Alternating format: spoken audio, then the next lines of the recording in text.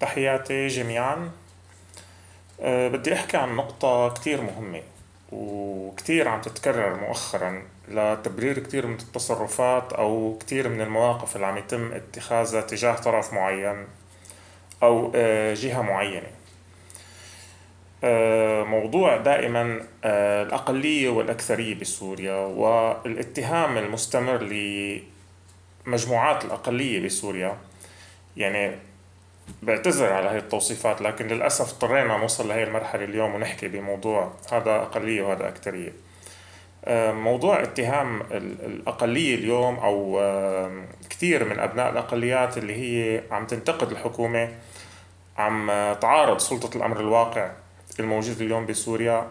عم يكون الاتهام أنه أنت عم تعارض هاي السلطة لأنك من أقلية، يعني لأنك علوي، لأنك درزي، لأنك حتى كردي أحيانا، يعني علما أنه الكرد ما فيني وصفهم بأقلية اليوم بسوريا ولا هن أكثرية، لكن هن شريحة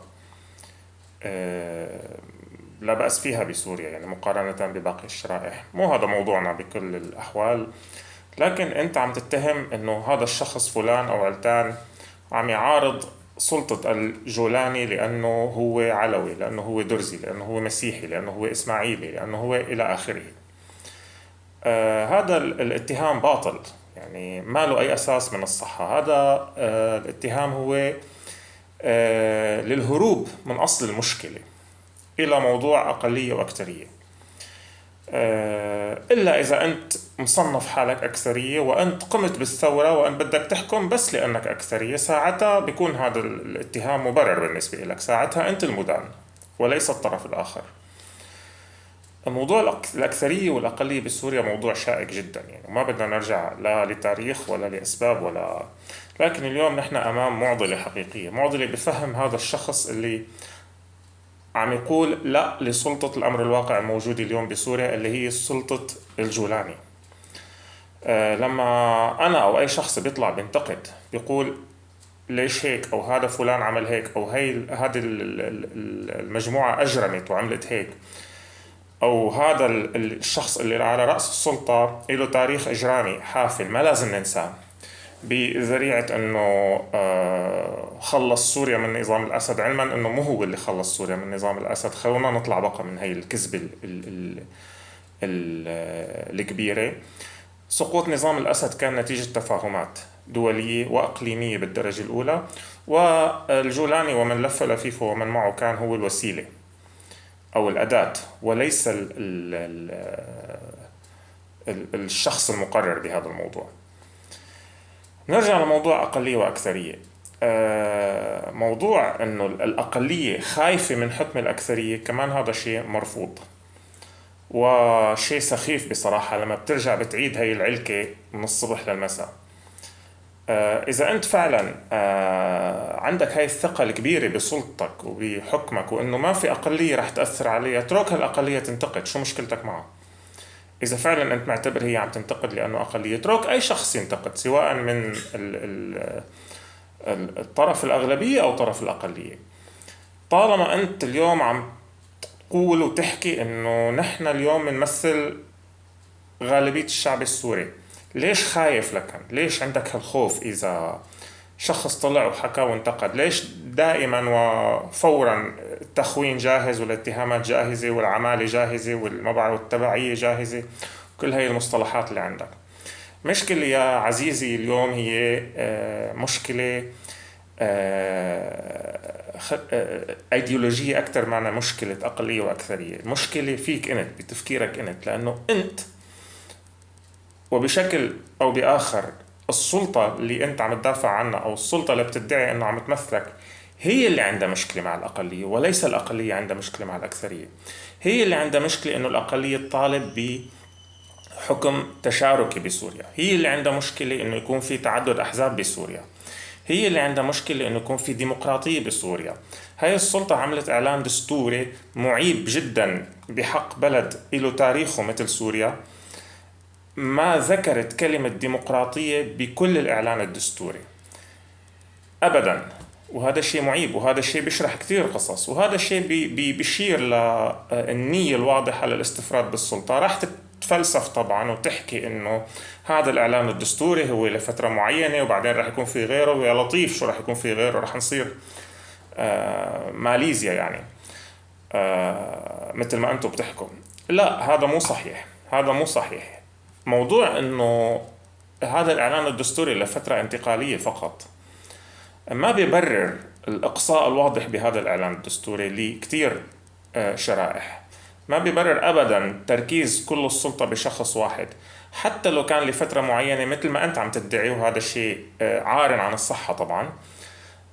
لأنه واضح المكتوب مبين من عنوانه عم يتم التأسيس لحكم شمولي جديد بسوريا ولديكتاتورية جديدة ممكن تستمر لعقود إذا هالناس ما انتفضت موعت. إذا فعلا مثل ما عم تحكي هذا الإعلان الدستوري هو لفترة قصيرة بسوريا، شو مشكلتك إنه يكون في أحزاب عم تشارك معك بإدارة هاي الفترة؟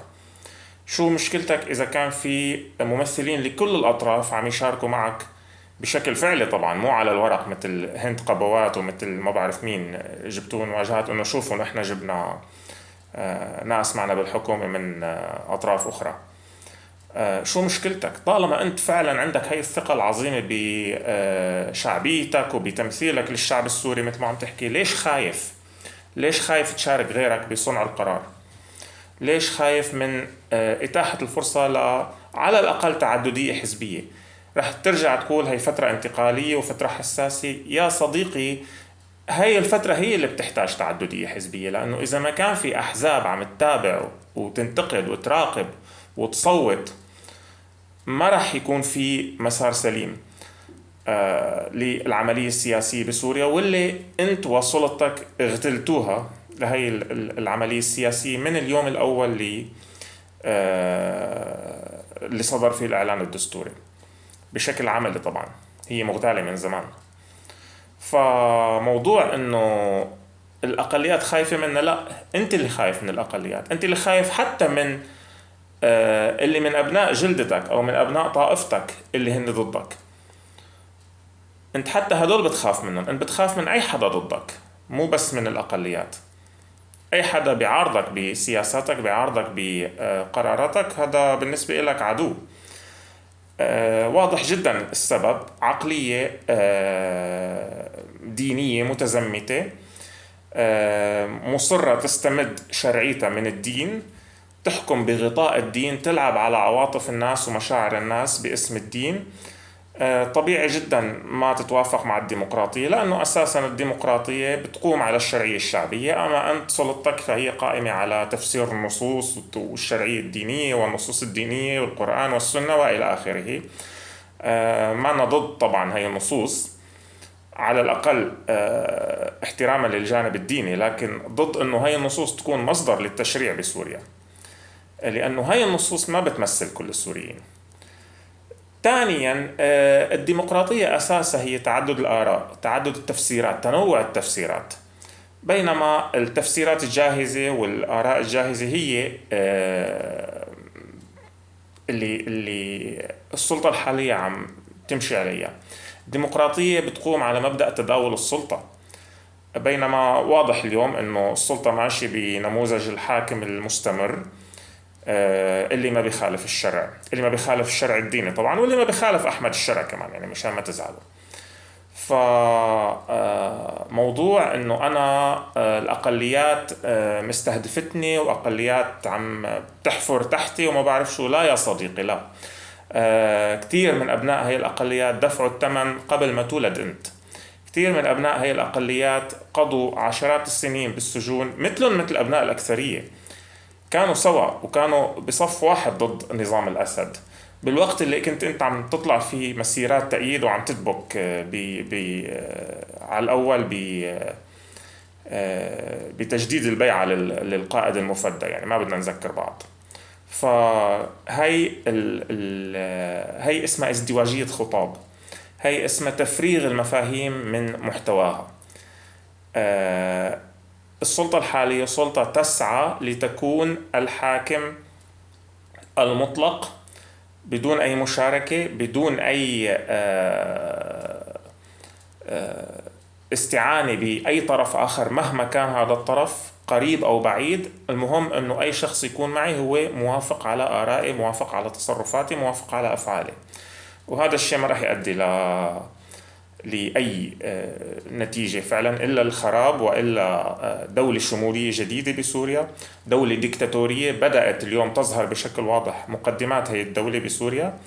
وللأسف في كتير ناس مصرين يحكوا لي بالأقلية والأكثرية وما يطلعوا من هاي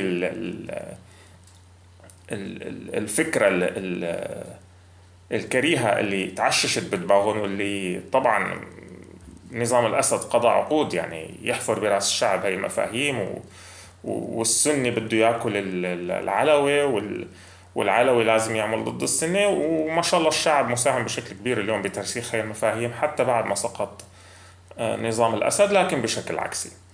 اليوم مثل ما كان الأسد يخوف الأقليات من الأكثرية، اليوم السلطة الحاكمة عم تخوف الأكثرية أو الناس اللي معها من الأقليات، وهلم جرا. يعطيكم العافية.